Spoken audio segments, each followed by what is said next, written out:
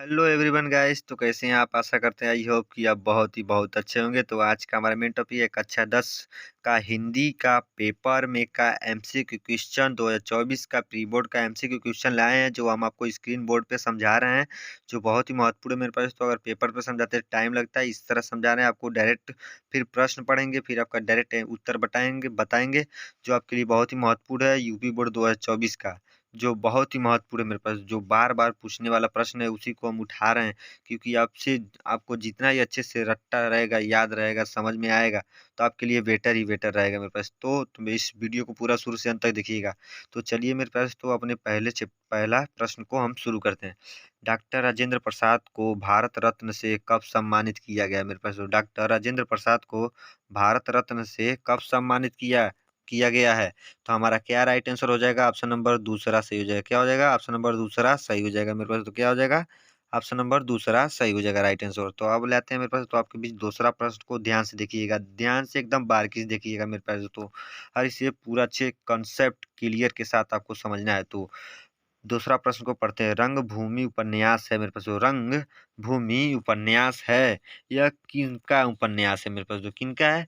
Option number क्या सही हो जाएगा? ऑप्शन नंबर ए हो जाएगा, प्रेमचंद। क्या हो जाएगा? ऑप्शन नंबर ए, प्रेमचंद। तो अब लेते हैं हम आपके बीच दूसरा तीसरा प्रश्न को मेरे पास, तो जो बहुत ही महत्वपूर्ण है। हम आपके बीच दूसरा तो बता दिए हैं, अब तीसरा देखिए। प्राय प्रायश्रित किसकी रचना है? प्रायश्रित किसकी रचना है? तो मेरे पास तो इसमें आपका क्या राइट आंसर हो जाएगा? ऑप्शन नंबर तीसरा सही हो जाएगा, जयशंकर प्रसाद। क्या? जयशंकर प्रसाद। तो अब लेते हैं मेरे पास, तो आपके बीच चौथा प्रश्न मेरे पास। बस ये प्रश्न टेढ़ा है और पढ़ने में थोड़ी सी तकलीफ हो तो नहीं रही है, लेकिन बस तो आपको पूरी अच्छी तरह से समझ में आ रही होगी, आप भी पढ़ रहे होंगे अच्छे से ध्यान से, है ना? तो पूरा अच्छे से बारीकी से देखिएगा मेरे पास। तो इसमें थोड़ा-सा कंसेप्ट आपको क्लियर करना है, बस प्रश्न आपका टेढ़ा-मेढ़ा है, बस आपको समझना है अच्छे से मेरे पास। तो और देखना है, अपने दिमाग में बैठाना है, सेटअप करना है। तो आइए हम अपने चौथे प्रश्न को चलते हैं। रेगु रेणुका रेणुका और हुकार किस विधा की रचना है? रेणुका और हुकार किस विधा की रचना है मेरे पास? तो यह किसकी है? तो काव्य की है। क्या है मेरे पास? तो इसमें आपका ए सही हो जाएगा, पहला काव्य की। तो अब लेते हैं मेरे पास, तो आपके बीच पांचवा प्रश्न को ध्यान से देखिएगा।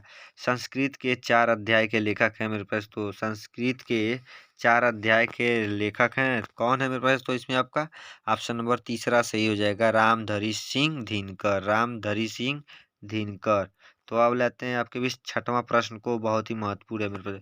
ईर्ष्या तू न गई, ईर्ष्या तू न गई मेरे के मन से के रचनाकार हैं मेरे पास। तो ईर्ष्या तू न गई मेरे मन से, इसके रचनाकार हैं मेरे पास। तो इसके रचनाकार अवश्य है, तो मेरे पास तो इसमें इसके रचनाकार कौन है?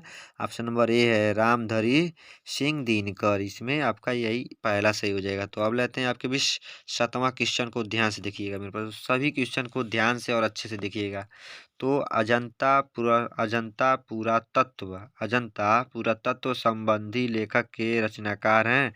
अजंता पुरातत्व संबंधी के लेखक रचनाकार हैं, एकदम है मेरे पास। तो इसमें आपका क्या राइट आंसर हो जाएगा? ऑप्शन नंबर ए, भगवत शरण उपाध्याय हैं। क्या है? भगवत शरण उपाध्याय हैं।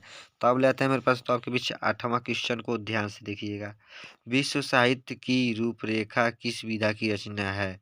विश्व साहित्य की रूपरेखा किस विधा की रचना है? तो हमारा क्या राइट आंसर हो जाएगा? 4 ऑप्शन में से ऑप्शन नंबर तीसरा सही हो जाएगा, आलोचना की है। किसकी है? आलोचना की है। तो अब लेते हैं आपके बीच मेरे पास, तो क्या नौवां प्रश्न को, बहुत ही महत्वपूर्ण है। घुमक्कड़ शास्त्र के लेखक कौन है मेरे पास? तो जो बार बार पूछ देता है, घुमक्कड़ शास्त्र के लेखक कौन है मेरे पास? तो इसमें आपका क्या राइट आंसर हो जाएगा? ऑप्शन नंबर दूसरा सही हो जाएगा, राहुल सकृतियान। तो अब लेते हैं मेरे पास, तो 10वां प्रश्न आपके बीच बहुत ही महत्वपूर्ण है। ठूठा आम किसकी रचना है मेरे पास? तो ठूठा आम किसकी रचना है? तो ये हमारा इसमें क्या राइट आंसर हो जाएगा? ऑप्शन नंबर पहला सही हो जाएगा, भगवत शरण उपाध्याय। क्या है? भगवत शरण उपाध्याय इसके रचनाकार हैं। तो अब लेते हैं आपके बीच 11वां क्वेश्चन को, ध्यान से देखिएगा। पानी में चंदा और चांद पर आदमी के लेखक हैं मेरे पास। तो पानी में चंदा और चांद पर आदमी के लेखक हैं, पूरी अच्छी तरह से ध्यान से देखिए। आपको कोई भी कंसेप्ट हो तो तुरंत कमेंट में पूछ सकते हैं मेरे पास। और आपको कोई भी अलग से क्वेश्चन आपको लेना है और उसका आंसर नहीं मालूम होता है, तो आप मुझसे कमेंट में उस प्रश्न को कर दीजिए, हम आपको उसका उत्तर बता देंगे। तो इसमें हमारा क्या राइट आंसर हो जाएगा? 11वां का हमारा ए सही हो जाएगा। जयप्रकाश भारती हैं, क्या है, जयप्रकाश भारती हैं इसके लेखक। तो अब लेते हैं आपके बीच 12वां प्रश्न को, ध्यान से देखिएगा। बर्फ की गुड़िया के रचनाकार, बर्फ की गुड़िया के रचनाकार कौन है मेरे पास? तो इसमें आपका भी दूसरा सही हो जाएगा, जयप्रकाश भारती, जयप्रकाश भारती। तो अब हम आपके बीच लाते 13वां क्वेश्चन को, देखिए। कलकत्ता से पीकिंग किस विधा की रचना है मेरे पास? कलकत्ता से पीकिंग किस विधा की रचना है? तो इसमें हमारा क्या हो जाएगा? ऑप्शन नंबर ए सही हो जाएगा, पहला सही हो जाएगा, यात्रा वृत्तांत की, यात्रा वृत्तांत की। तो अब लेते हैं 14वां प्रश्न को, ध्यान से देखिए।